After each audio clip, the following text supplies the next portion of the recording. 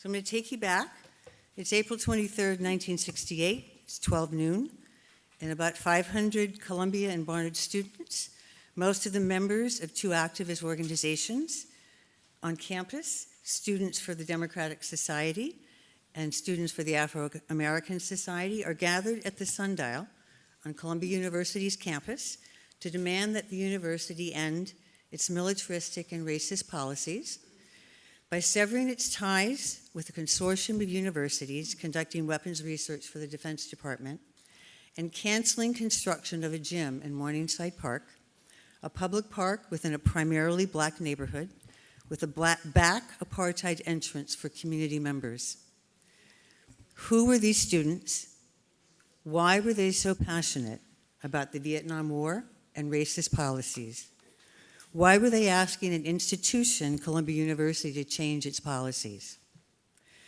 Born in the wake of World War II, 1946 to 1949, these students were from the classes of 1968 to 71, the first wave of baby boomers enrolled in colleges and universities across the United States in the largest numbers ever in the history of the country.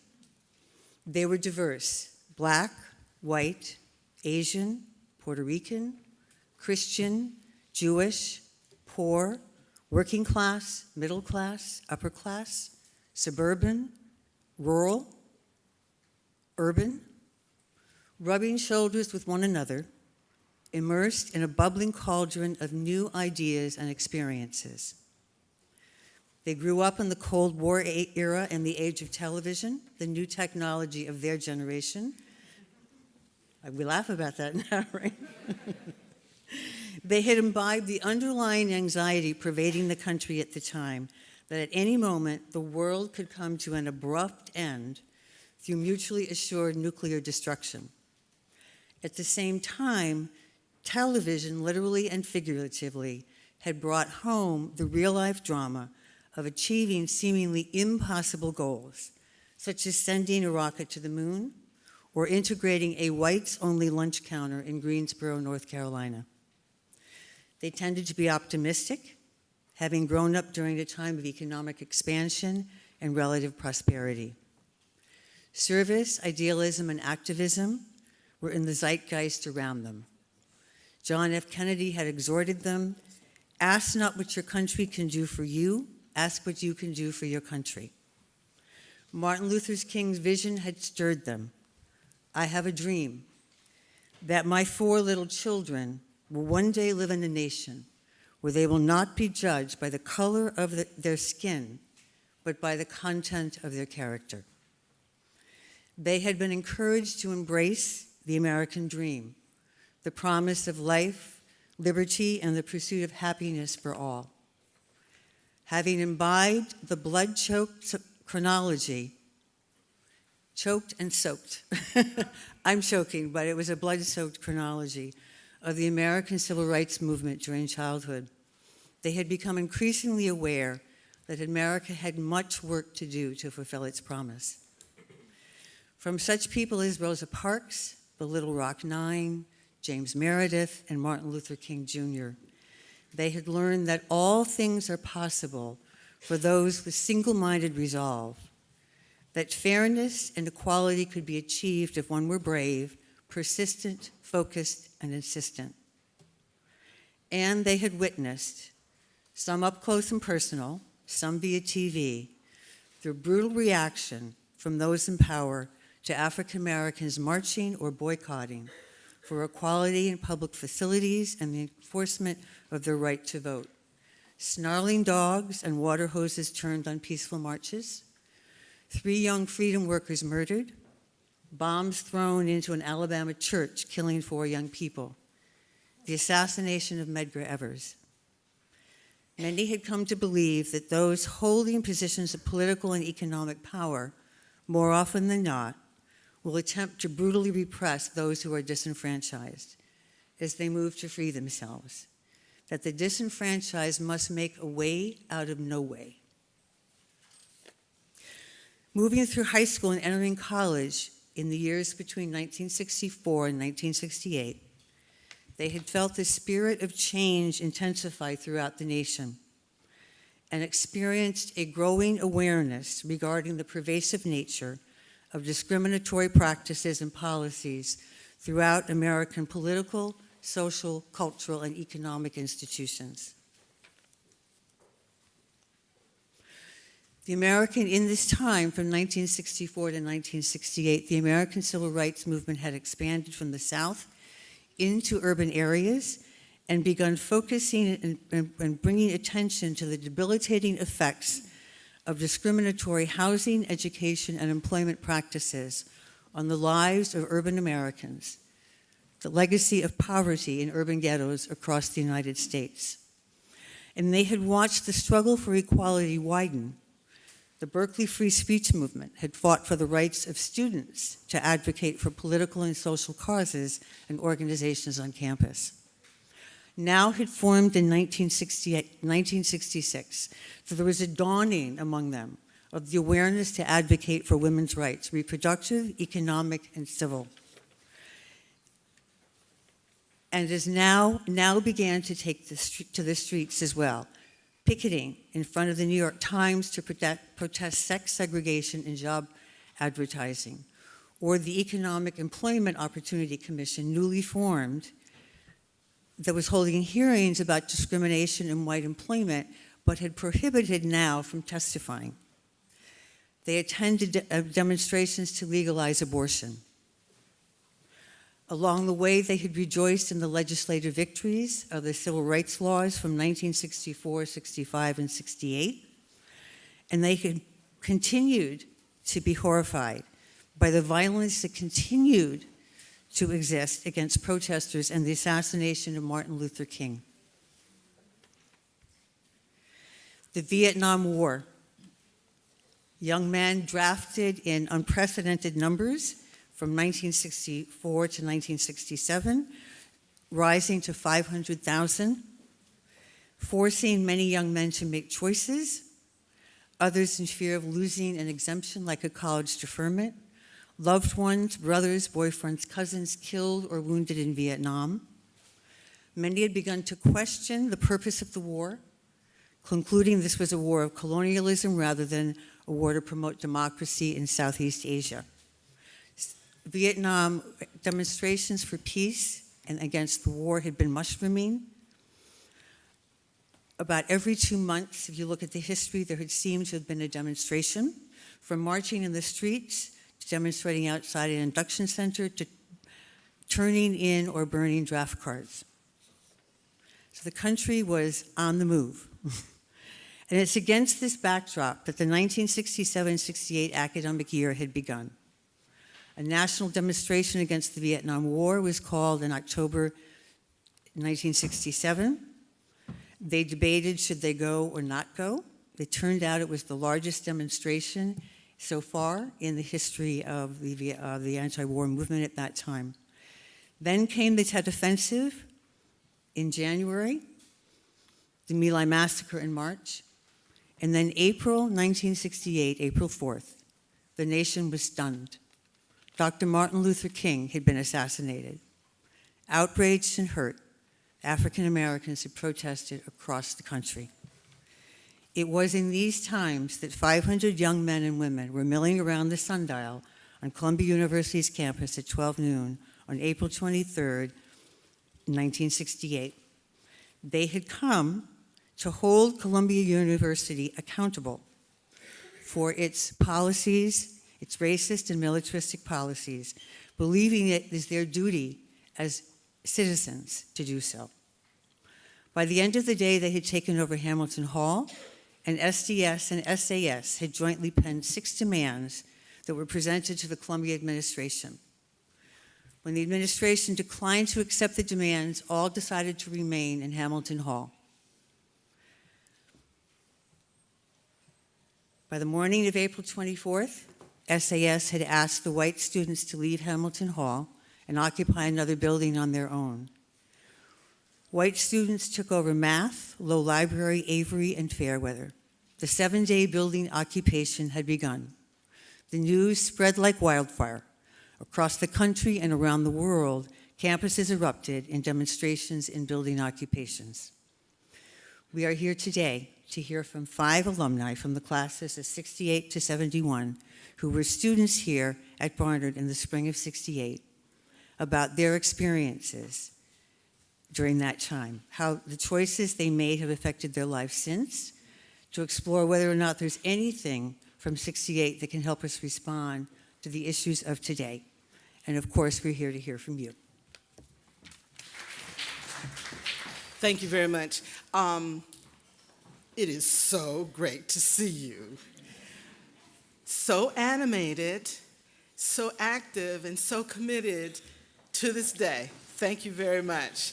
Thank you also for the committee. Really. Give yourself a hand here. My name is Christine Clark Evans. I was Christine Clark when I graduated in 1970. My job right now is, and soon will change, I've been in the Department of French and Francophone Studies, affiliated with Women's Studies, Gender Studies, and Sexuality Studies, and affiliated with African American Studies there, having taught in all of those, and including some work with the Department of Philosophy. That's what I'm doing now. That's what I have been doing, introducing many of the topics and many of the important concerns that I experienced, that I understood from 1968 protests and applying them, including my own background with family, friends, and community. What I wanted to do today is introduce your panel. I'm your moderator. I'll be using the little time thing, of course. But the point is for you to hear these particular experiences and for you to share your thoughts and ideas now too, okay? What I wanted to reference is to add in context, on April 4th when Martin Luther King was killed, I was in Atlanta with 2 Barnard classmates, Tulani Davis and Alexis Scott. It hit us hard. Likewise, the graduation that we had went to consider what was going to happen to, and we found out after we were here, those people who were designated 1A. Many of my Black classmates in the graduating high school class of '66 went to and died in Vietnam. Likewise, we knew and referenced the moment that we were in with respect to growing up with Brown versus the Board of Education being between Jim Crow and what became the integration of schools and the racial conflict that ensued. But also, we knew that we had to know the Constitution. We had to know the Bill of Rights. We had to understand at least something about the 1965 Civil Rights Act. We had to understand the Voting Rights Act of '65. We came here in this kind of context hoping to join you and do those things that Barnard women have been known to do and will change. What I wanted to do today is invite my co-panelists to introduce themselves, give you their name, their present situation professionally if they would like, and a minute, a sentence or two as to why they wanted to be on this panel. You've heard me? Let me pass that, please. Thank you. I can't believe you threw in that last one about why I chose to be here today. Wasn't what we talked about on the phone. So my name is Nancy Biberman. I am the founder and president of WHEDco, the Women's Housing and Economic Development Corporation in the Bronx. I've spent nearly 30 years working in the Bronx as an affordable housing developer and community developer. I created this women-led organization, which now has nearly 400 staff people. And in November, I stepped aside as the head of it, and I'm now working part-time and happily in the middle of an executive transition. So prior to that, I spent more than a dozen years as a legal services lawyer working on the Lower East Side, and I want to second that about knowing the Constitution and the rights. That's why I went to law school. I prevented evictions, deportations, and did my part to help with domestic violence on the Lower East Side in Manhattan. And since then, I write a lot on community development, poverty, and women in this work. I came back to Columbia for a fellowship 20 years after we all graduated in the School of Architecture and Planning. And I was interested in learning about material feminism, which for those of you who don't know, I mean, my particular focus was on early 20th century, but its focus on economic and spatial issues affecting women. And that's what evolved into the work I do today. And thank you for inviting me here. That's why I'm here. That's great. Yes, my name is Turner DeCarava. I'm an art historian, so I'm the outlier here. I'm also an individual who was involved in activism from as far back as I can remember. And that's the reason for my presence here today. I'm an artist advocate primarily.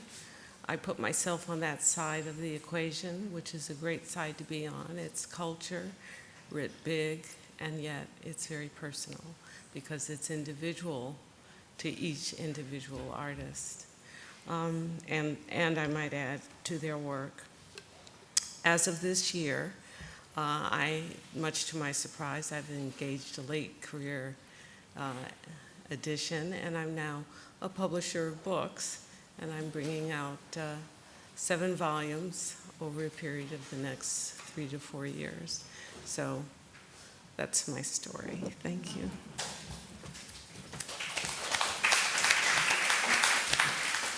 I'm Carrie Menkel-Meadow, class of 71. I'm a professor of law and political science, currently at the University of California at Irvine. I've been a law professor for 44 years. I was a red diaper baby. My father was a communist. It was not illegal in those days and was in the same cell as Paul Robeson. So I grew up in New York City. I went to the first anti-war march in 1965. And as I was explaining to my journalist friend last night, I grew to distrust the papers. When we get a chance later, a friend of mine who's a journalist uncovered this for me. For those of you who, like me, were in buildings or active in the strike, this document was produced as a map of how the Columbia trustees and the New York Times trustees were interlocked in investments in the military and the war and racism. When the strike happened, I don't think I was actually right at the sundial, but when the strike happened, I knew I had to be a part of it. I grew up in a family. My parents were Holocaust survivors of activists. I was raised in ethical culture, for those of you from New York City, which was one of the New York City centers for sane and the anti-nuclear. My grandfather in Germany cut off his finger to be a pacifist and not serve in the war. So you should just know that I have a long legacy of activism. Like Nancy, after I got out of Barnard, I became a legal services lawyer and a civil rights lawyer. So I worked on poverty issues, racism, and other issues like that. I then was one of the founders in the United States of clinical legal education at several law schools, University of Pennsylvania, UCLA, Irvine, Georgetown. And what we did was to try to take the activism that many of us had in college and law school and to, for the first time, teach law students to be activists while in school. Many of you, if you are doctors or married to doctors, you know that doctors train in hospitals. Law students didn't train in the trenches or in the courtrooms until we founded the clinical education movement. So in one way or another, I've been an activist all my life. I'll say more later, but I do want to say it's just astonishingly moving to see this woman's audience. Just incredible.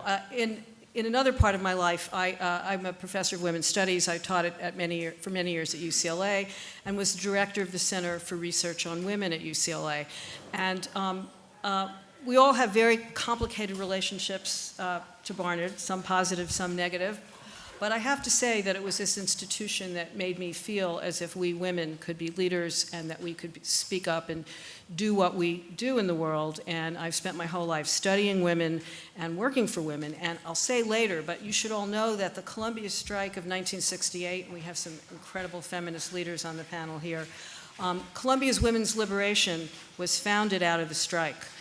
For those like Nancy and I who are in SDS, the girls were making the coffee and doing the posters, art's important, but the men were doing the political strategizing.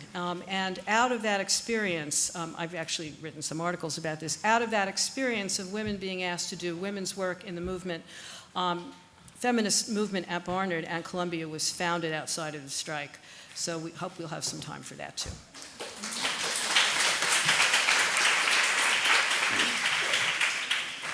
Hello, I'm Grace LeClair, formerly known as Linda LeClair.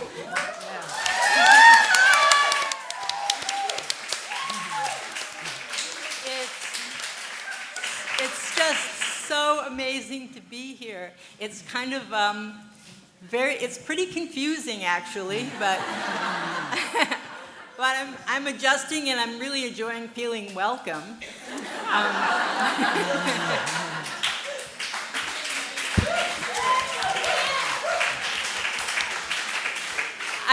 I guess from that, most people who are here know my history, but I'll just say a tiny snippet for people who may not. Is there anybody here who doesn't know about Linda LeClair? Okay, great. This is just my introduction. So I also was involved with the Columbia strike. I was first in Hamilton, then we went across and climbed in the windows in the president's office at Low Library.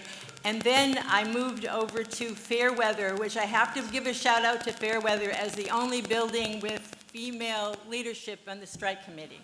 So that was, and that sounds like that should be obvious, but honestly, nothing was obvious about gender at that point, which is also part of why it's strange and wonderful to be here. So I came to Barnard for the excitement of being at a women's college, having been raised in a legacy of feminist women who didn't know that word. My grandmother was among the first women who had the right to vote, and my mother was a war worker who then had to go back to the kitchen. And I learned at her knee what an unfair situation that was, from both of them actually. And so I was given the job of carrying forth the legacy of female empowerment in my family, and that's how I came to Barnard. On the first night of campus, we just drove across the George Washington Bridge, and I remembered driving across the George Washington Bridge, seeing the city and thinking, I'm going to be in this. And then the first night we were locked in the dorm at 4:30 in the afternoon, which was my first surprise. And then later I discovered, I don't know why I didn't think about curfews and all of that, but eventually I had a Columbia boyfriend, and I vividly remember 9:30 at night on the weekdays was still our curfew, and looking down on Broadway and seeing him dash off into the night as I was Rapunzel in the tower. And I think that over time, thinking about that, I understood that I had come there at a time where there was a collision course between a certain understanding of female empowerment within a patriarchal context, and then a shift in that understanding, and I got to be kind of a public embodiment of that shift.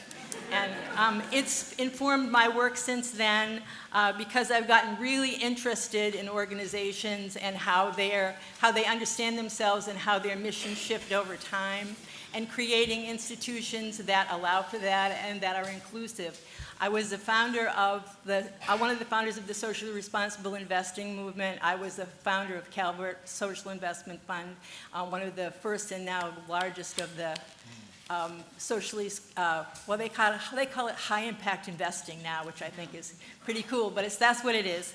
But my work with organizations has got a lot of different sizes, and I'm just as proud of and happy with and honored by the work that I did with the Westmoreland Housing Coalition, which was an organization of black and white churches in rural Virginia working together on housing, and really led by the women of the black churches. And I learned so much about being quiet in that process, which I think is really important, and about just things I didn't know as a white woman that I still don't know, but I can have seen.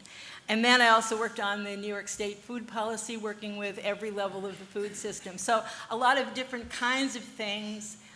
But I think the through line is that it's about bringing different voices together and understanding how they interrelate and seeing them as collaborators, not as the rescuers and the rescued, because that's some of it. Anyway, so that's enough about me for now, and thank you for making me feel so good.